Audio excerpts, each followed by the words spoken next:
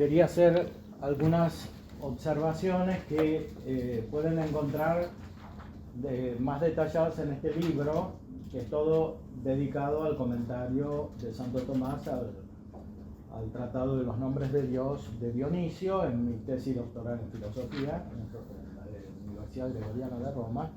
Así que hace muchos años que estudio este tema. Naturalmente no podemos explicar todo el conjunto ni del libro de Dionisio ni del comentario, que ustedes ya conocen. Me voy a centrar en algunos puntos fundamentales, en la importancia especialmente del capítulo segundo de la obra, que es el más misterioso, el más intrincado en cierta manera, también el más difícil de traducir, para la comprensión del conjunto de la visión metafísica que se expresa en el comentario de Santo Tomás. Es muy difícil traducir este capítulo del griego al latín por varias razones. Sabemos que el griego de Dionisio es muy elaborado, pero también hay una razón más profunda, que es la diferencia de mentalidad entre la concepción filosófica griega, incluso en la época patrística, prebizantina, y la mentalidad latina, que es siempre más práctica y en cierta manera más racionalista. La mentalidad griega es más contemplativa por naturaleza, sobre todo por la herencia de las grandes corrientes filosóficas, en este caso del platonismo y en parte también del aristotelismo, porque recordemos que en Plotino hay elementos aristotélicos, hay terminología tomada de Aristóteles, potencia, acto, sustancia, etc. Y recordemos también que en el neoplatonismo hay resonancias de elementos cristianos, aunque transformados.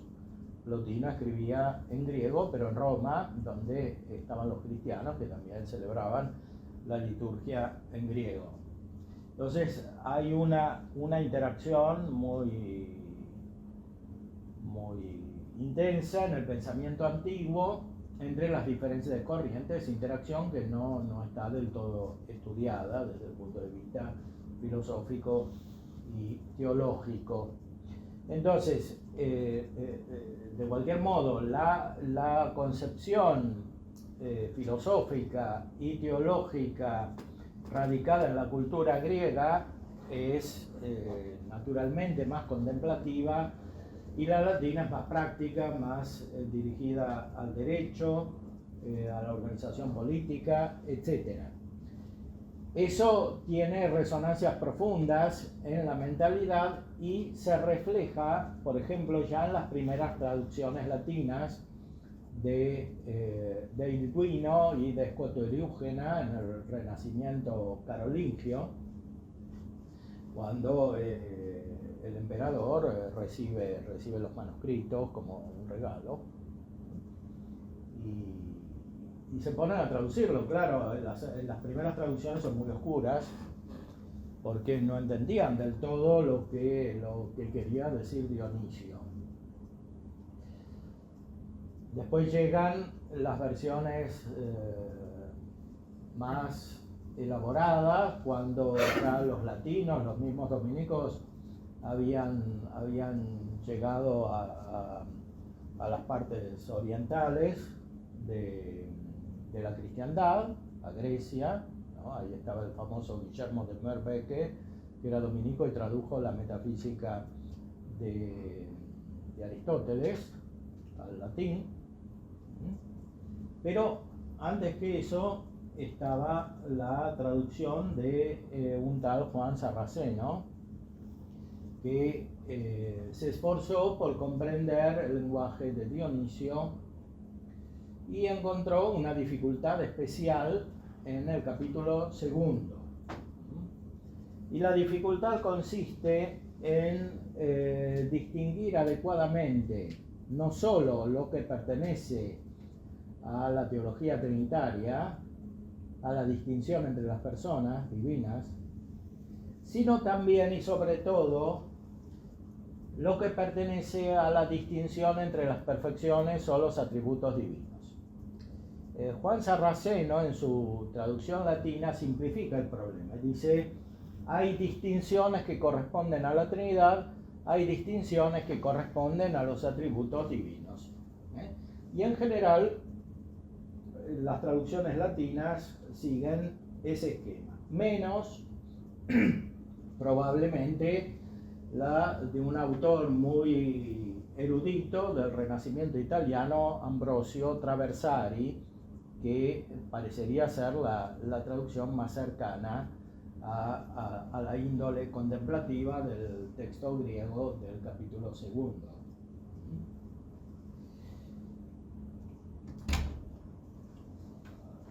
Recordemos dos elementos necesarios para entender bien este problema del capítulo 2. El primero es de crítica textual. No es claro que Dionisio sea uno solo.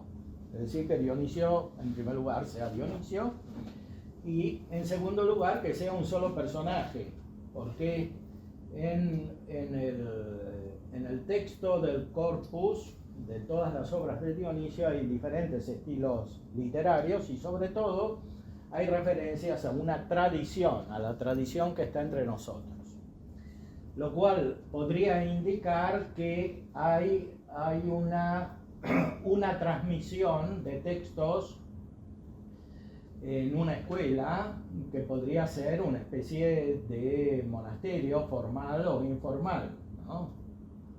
En el estilo del monasterio que quería hacer San Agustín con sus amigos cuando estaba en Milán. Entonces, puede haber una combinación de textos de diferentes épocas. De hecho, históricamente no hubo acuerdo acerca de cuál es el momento. Sí, se puede simplificar y decir, bueno, hay elementos que están tomados literalmente del Proclo, por ejemplo, toda la mitad del capítulo 4, la que trata del mal, está tomado de Malorum Subsistencia de Proclo, que es un libro que no existe más en griego, se perdió, pero está en latín. Pero aún así se ve que él o los autores cristianos que introdujeron ese texto para explicar por contraste el bien, lo transformaron. ¿Por qué? Sí, está tomado literalmente, pero en los puntos claves está perfectamente reflejada la concepción cristiana del problema del mal. Entonces, también eso sucede en otros sitios del cuerpo de las obras de Dionisio, por ejemplo, las cartas, etc. Y además de la referencia a obras que no se sabe si existieron, que, por ejemplo, la teología simbólica, que pueden ser elementos literarios que están insertados en el texto tal como está distribuido actualmente en 4 obras principales. Entonces, eso hace que este capítulo 2 sea de difícil interpretación y hay que ir en profundidad a ver el significado de este texto y de cómo influye en la comprensión del conjunto de todo el tratado de los nombres de Dios y finalmente del conjunto de todas las obras. Este es uno de los problemas. El otro problema es más propiamente filosófico y metafísico y también teológico, es decir, cómo se distinguen las perfecciones metafísicas. Bueno, la solución latina tiende a una cierta explicación nominal e incluso un cierto nominalismo. Es decir, los nombres divinos son justamente nombres de una misma cosa y esto produce un problema. Entonces, ¿por qué hablamos del bien como distinto de la belleza o de lo uno, de lo grande, de lo chico, como dice Dionisio? Este problema ya lo enfrentó Santo Tomás, ¿no? En la cuestión 13 de la Suma Teológica. Se trata de los nombres de Dios. Ahí se dice explícitamente que no son sinónimos. Los nombres de Dios no son sinónimos. O sea, no se quiere decir lo mismo con un nombre que con el otro. El problema es, si no se quiere decir lo mismo, ¿qué es lo que se está expresando? ¿Qué distinción hay entre las perfecciones divinas? ¿Hay una simple distinción de razón nuestra? Así se podría entender la frase ratione diferunt. Difieren según la razón. Pero no parece ser el sentido último del pensamiento de Santo Tomás, y menos todavía de Dionisio. O sea, esas razones no son simplemente las razones humanas o la razón humana que entiende de diferentes maneras una cosa una. Sí, eso está también por la limitación de la mente humana, pero hay algo más, y es que la perfección infinita de Dios ya en el orden natural de la creación se refleja de muchas maneras. Por eso utiliza Dionisio en el capítulo 2 la analogía de las luces de lámparas. Kathaper phota lampado, dice ahí el texto. Como luces de lámpara. Las luces de lámpara son todas distintas, pero producen una sola luz. Hay que imaginarse una iglesia bizantina con muchas lámparas y toda iluminada con la misma luz. Es un símbolo natural, pero también es un símbolo cristiano y bíblico. Recordemos el Cantar de los Cantares, después asumido por San Juan de la Cruz en el Cántico Espiritual, y sobre todo en la llama de amor viva, donde habla de las luces de lámparas. Los atributos divinos son como luces, dice ahí San Juan de la Cruz. Es en el fondo la misma experiencia profunda de Dionisio, que por supuesto San Juan de la Cruz conocía directa e indirectamente a través de toda una tradición que era muy fuerte en esa época. O sea, hay una percepción diferente de los atributos divinos que se da cuando hay un crecimiento espiritual muy importante. En el caso de San Juan de la Cruz está claramente producido por la gracia. En el caso de Dionisio tiene una valencia metafísica, porque claramente es un filósofo que quiere expresarse como filósofo, pero se trata de una filosofía perfeccionada por la luz superior que es comunicada divinamente por la revelación. Por eso al principio del libro de los nombres de Dios se dice explícitamente que no hay que decir nada más allá de la Sagrada Escritura. Es decir, que esas luces que nos llegan de los atributos divinos no pueden ser reducidas a la pretensión humana de comprenderlos, sino que son iluminaciones distintas. Para expresar estas iluminaciones distintas, Dionisio utiliza una palabra griega muy precisa que viene del neoplatonismo, que es prodos, prodoi, las procesiones. De Dios provienen procesiones. Para Plotino hay una prodos y una epístrofe, una salida y una vuelta.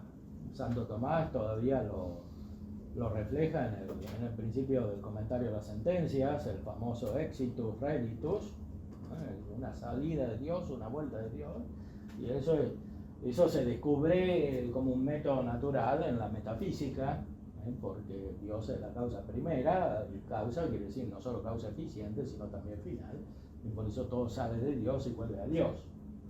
Pero en Dionisio se percibe una causalidad superior, no solamente la causalidad metafísica.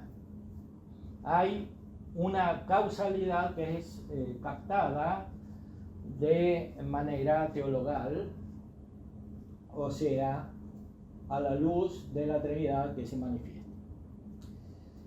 Y esto es lo que parece estar implícito en el texto griego, no digo en el texto latino, sino en el texto griego del capítulo 2 del libro de los nombres de Dios, Peritheion Onomaton. En este capítulo 2 hay procesiones internas a la vida de Dios, no ya la prodos y la epistorofe de Plotino, sino procesiones internas, que son las que después se llamarán procesiones trinitarias.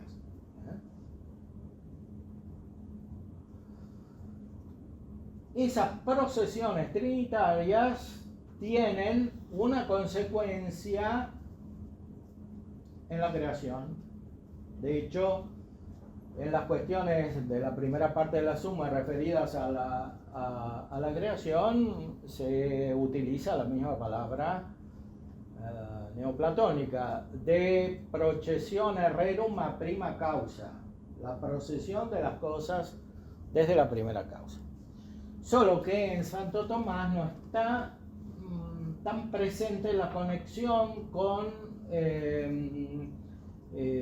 la terminología que expresa la Trinidad. De hecho, reduce de alguna manera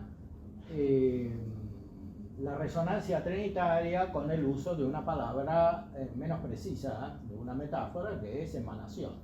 No es Plotino el que habla de emanación, es Santo Tomás. En las cuestiones sobre la creación en la primera parte de la suma. La emanación rerum. La procesión equivale a la emanación. Por supuesto se puede decir emanación, pero desde el punto de vista de la conexión entre metafísica y teología es menos preciso. La palabra griega prodos expresa mejor esa conexión.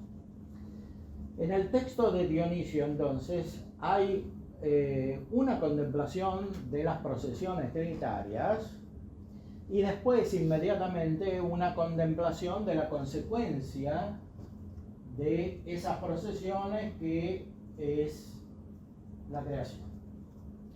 Las procesiones trinitarias implican una distinción entre las personas, que Dionisio explica con la palabra diacriseis, discreciones o distinciones.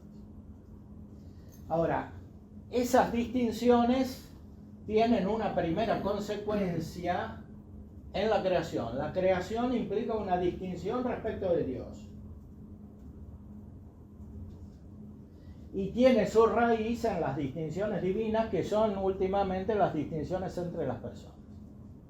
Ahora bien, en la creación se manifiestan otras distinciones, otras diacrises, que son las de las perfecciones divinas que están reflejadas en la creación. Más aún, están más reflejadas inmediatamente, metafísicamente, estas distinciones que las distinciones trinitarias.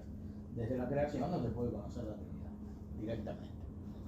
Pero sí se pueden conocer más o menos, según la profundidad intelectual, las perfecciones metafísicas.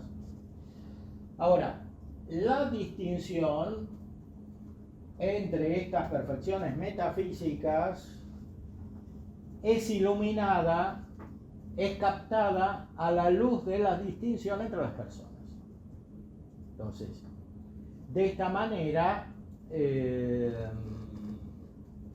la distinción de las perfecciones metafísicas alcanza un carácter realista que supera el de la distinción entre las cosas que podemos nosotros conocer con la mente natural, que está basada sobre la distinción intracreatural entre potencia y acto. La distinción entre potencia y acto, que es distinción real, no simplemente nominal, como pensaba Suárez, es una distinción que ilumina todas las otras. El problema es que es insuficiente cuando se llega a la distinción entre los atributos divinos, porque no se distinguen así, como se distinguen las esencias según la potencia y el acto, porque ninguna tiene todo el ser, entonces cada una es potencial respecto de todo el ser. Eso no sucede así en los atributos o las perfecciones que hay en Dios. ¿Qué significa entonces que se distinguen entre sí? No significa nada negativo, es decir, no significa potencia. Como significa la distinción entre las criaturas y Dios, como significa la distinción de las criaturas entre sí. Ese es el último significado de la distinción entre ser y esencia. O sea, ninguna criatura tiene todo el ser. Respecto de todo el ser es potencial. No quiere decir que sea potencia, sino que respecto del ser es como potencia, dice el Santo Tomás, ¿no? Bueno. Entre los atributos divinos la distinción no es así. Es una distinción positiva. No tiene nada de limitación, no tiene nada de imperfección. Se refleja entonces en nuestra mente una distinción que no quita la perfección. ¿Y cómo llegamos a conocer esa perfección que no quita la distinción? La conocemos, según Dionisio, en el capítulo 2, a partir de las perfecciones, que son las personas mismas. Cada una es distinta de la otra. Y sin embargo no se relacionan negativamente. Incluso la expresión relaciones subsistentes que implican oposición, que es propia de la teología trinitaria de Santo Tomás,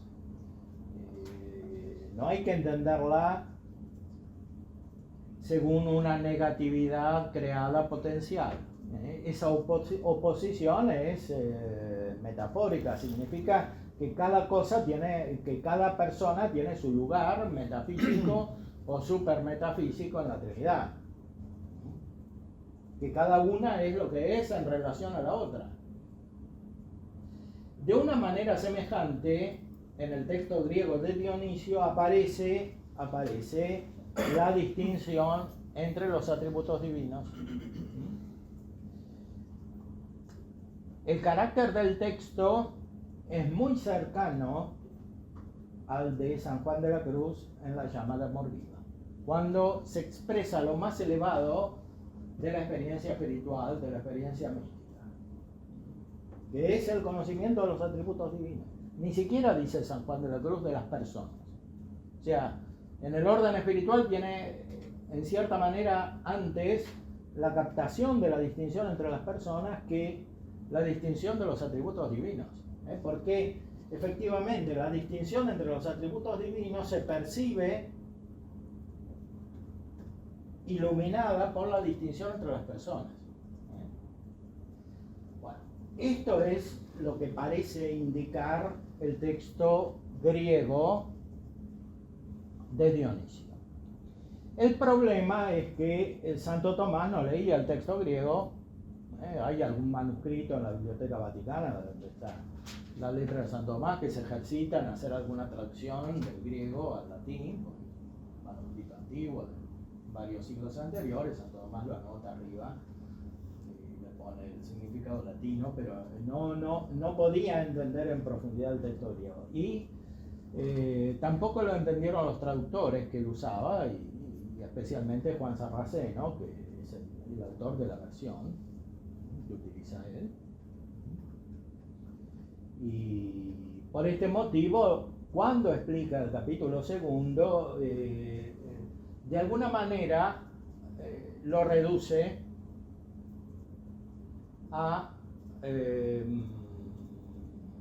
una distinción más simple. O sea, la teología capta la distinción entre las personas, la metafísica capta la creación como una distinción respecto de Dios y basta. En cambio, Dionisio parece decir que en las criaturas mismas, especialmente en los ángeles y en los hombres, hay luces de lámparas. Hay luces como las que hay en Dios, que son los atributos divinos, que brillan en el interior de los intelectos creados. O sea que las perfecciones divinas se reflejan en los ángeles y se reflejan en las almas. Y entonces hay uniones y distinciones o discreciones de la discreción, que es la creación. O sea, las cosas que proceden de Dios, que es unión y distinción, uniones y distinciones, o sea, perfecciones que a su vez se distinguen, se reflejan en la distinción que procede del mismo Dios, que es como un reflejo del mismo Dios. Y entonces lo que viene de Dios es como Dios. De hecho, Santo Tomás dice que el ser es como una especie de imagen de Dios y semejanza de Él. Él lo dice aquí mismo en este comentario. Entonces, el ser es como una imagen que refleja la realidad de Dios. Cuanto más en profundidad se va, tanto más se descubren las múltiples riquezas que hay en el ser infinito de Dios. Y eso es lo que se percibe en los atributos divinos, que no se reducen entonces a meros nombres, como si fueran expresiones de operaciones subjetivas simplemente limitadas, y múltiples porque limitadas, sino que expresan una real perfección, que es la distinción entre los atributos divinos que nosotros conocemos es una perfección. Ahora, ¿qué sucede con el texto de Santo Tomás? Inmediatamente no podía captar esto porque el texto el latino no lo decía con la misma claridad que el griego. Sin embargo, de alguna manera, considerando el conjunto de la obra y también el conjunto de las obras de Dionisio, que conocía muy bien, aunque no comentó todas como San Alberto, en cambio, que comentó todas las obras de Dionisio, incluyendo las cartas, por connaturalidad al pensamiento de Dionisio, de alguna manera Santo Tomás reproduce la experiencia, el conocimiento metafísico y por supuesto teológico y contemplativo o místico que hay en Dionisio, y lo refleja. Lo refleja más en el comentario a las sentencias que de su juventud, en el primer libro, que en el mismo comentario a Dionisio y que en la suma de teología. Sin embargo, si uno lee bien las cuestiones, la cuestión 12 y la cuestión 13 de la suma, a la luz de estas consideraciones, de alguna manera puede captar que se encuentra también esta visión, que es muy profunda y es muy necesaria para eliminar de la raíz metafísica de la filosofía, de las ciencias filosóficas, la tentación de nominalismo. El nominalismo tiene su raíz en una inadecuada experiencia de la contemplación de Dios. No es simplemente una especie de proyección antropológica de un modo de ser y de un modo de pensar humano. Hay una raíz muy profunda que es metafísica, es el modo como se realiza la contemplación metafísica. La contemplación metafísica, por naturaleza, tiene una vía negativa, apofática, que ya está en el orden natural, que algunos filósofos expresan mejor que otros. Por supuesto, uno de los que mejor lo expresan es el mismo Dionisio, cuando habla como filósofo, que lo hace sobre todo en este libro.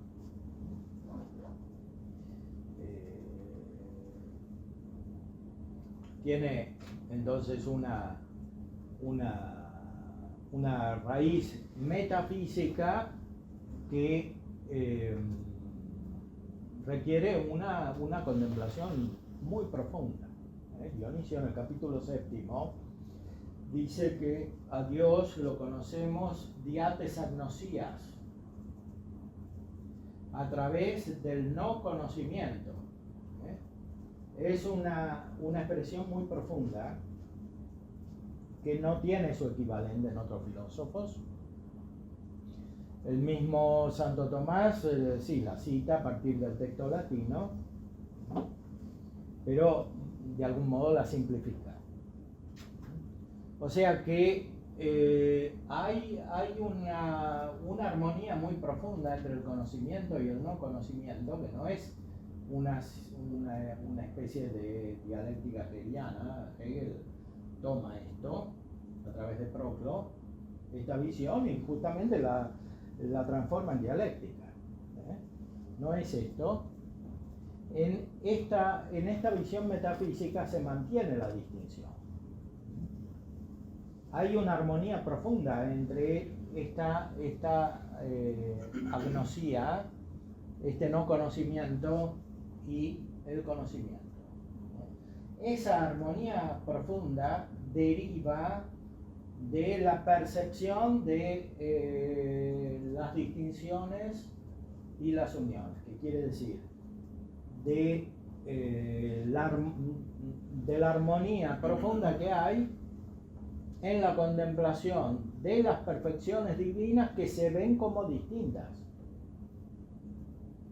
sobre todo en la contemplación mística teológica, pero también en la contemplación metafísica cuando es perfeccionada por esta mística teológica. Si leemos el conjunto de la ópera, del comentario al De Divinis Nominibus, bajo esta luz encontraremos un significado mucho más profundo que el que se puede alcanzar simplemente analizando cada capítulo separadamente.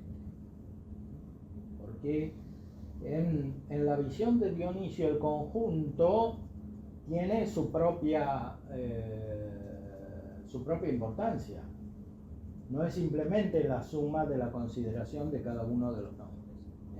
De hecho, hay un proceso que comienza por el bien y termina en el uno, pasando por la paz, que de alguna manera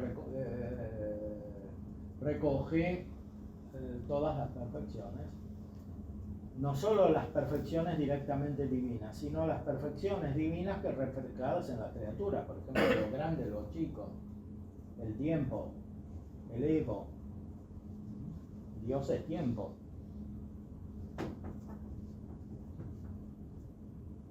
Deus dicitur tempus, dice Santo Tomás, y lo entiende. Pero eso no se puede entender sin profundizar en este aspecto que es propio del capítulo 2. Bueno, con esto los dejo si quieren hacer alguna pregunta. Padre, Pienso yo y después más hermana. Aunque no es un tema que estudié, sobre todo como usted, tengo entendido, y a ver si es así, que la influencia de este capítulo en los teólogos orientales es la que llevó a la distinción entre energías y esencia divina, ¿es así? ¿Podría explicar un poquito este tema? Bueno, esto es Gregorio Palamas, que es un discípulo de Dionisio, en el siglo siguiente a Santo Tomás, en el siglo XIV. Gregorio Palamas es en cierta manera el fundador de la teología oriental más reciente. Para Gregorio Palamas la esencia de Dios no se puede conocer en la vida eterna, y para muchos teólogos orientales tampoco, porque entendían el apofatismo dionisiano en un sentido absoluto, es decir, no como referido al conocimiento que se tiene en esta vida de Dios. Y porque finalmente no entendían bien la distinción entre lo natural y lo sobrenatural. ¿Y esas energías vendrían a ser para ellos? Los atributos divinos, pero los atributos divinos presentes en la mente de los ángeles y de los hombres, que no se identifican con la esencia de Dios. En cambio, lo propio de Dionisio es que justamente dice que esos atributos divinos que son distintos entre sí, se puede percibir la distinción, son la esencia de Dios. Pero son divinos para ellos, de todos modos. Son divinos, sí, pero... son divinos, pero no son la esencia de Dios. Entonces, cuando uno conoce en la vida eterna, está conociendo las energías, pero no la esencia de Dios.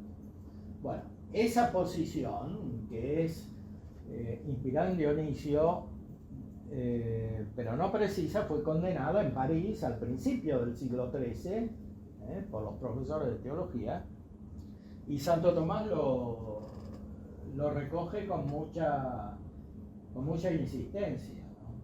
O sea, la cuestión 12, en el artículo primero, cuando explica que hay un conocimiento natural de Dios, por lo cual hay que decir que es posible conocer la esencia de Dios y tener en la vida eterna un conocimiento beatífico que consiste en ver la esencia de Dios, refuta directamente esa posición exageradamente apofática que ya habían desarrollado los latinos y que después los griegos, los orientales no corrigieron, más aún en cierta manera profundizaron. Y esto proviene del hecho de que no tenían el correctivo aristotélico de la metafísica platónica, que es muy importante, también en su versión neoplatónica, pero que evidentemente necesita un equilibrio que Santo Tomás se encuentra en la referencia a Aristóteles. Santo Tomás logra sacar lo más profundo de Aristóteles con la ayuda de Dionisio y lo más profundo de Dionisio con la ayuda de Aristóteles. Y puede relacionar también, pensando en lo que dijo la pregunta de ayer, ¿no? Se puede relacionar también con el tema de la manera de entender las procesiones por parte de los orientales, teniendo en cuenta que usted ha explicado que estas distinciones Dionisio las entiende desde las distinciones trinitarias. Sí, claro. El problema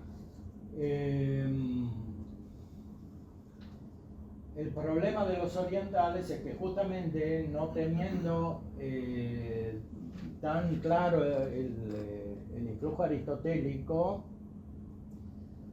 que incluye la percepción exacta de la distinción entre acto y potencia, que es fundamental, porque es el primer progreso que tiene Aristóteles respecto de Platón.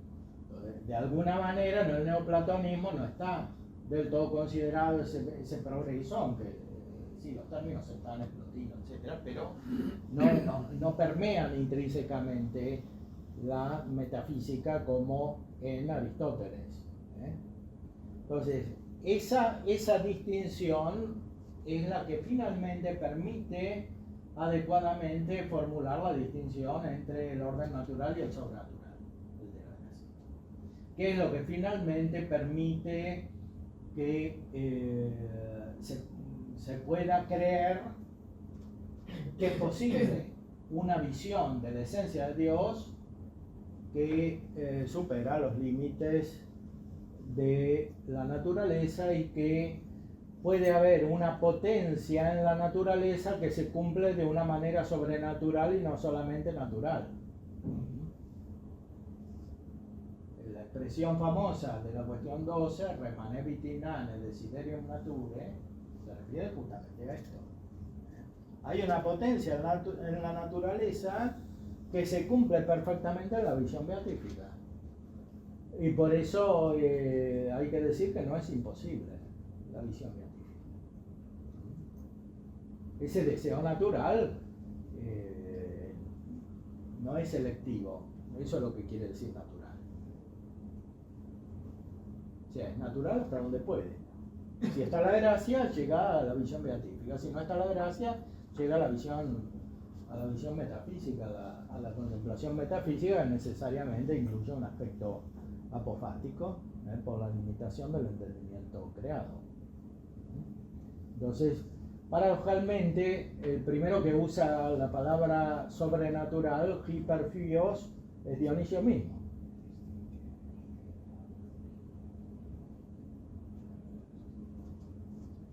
Y Santo Tomás la recoge y de muchas maneras dice supernaturalis.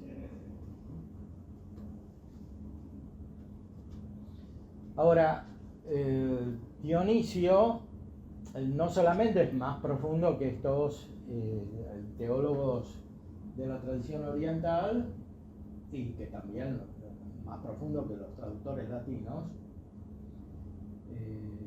sino que es más profundo que el mismo Aristóteles. Ahí sí que hay que decir que es más profundo que Aristóteles. ¿Por qué? Porque hace una metafísica que está iluminada intrínsecamente por la visión de la Trinidad, que es lo que se ve en el capítulo segundo. A pesar de que, por supuesto, Dionisio no desarrolla todas las ciencias como lo hace Aristóteles, desarrolla principalmente la metafísica, no la física, entonces, y la ética. Claro, los fundamentos metafísicos de la ética sí están justamente en el capítulo 4, pero no desarrolla explícitamente la ética.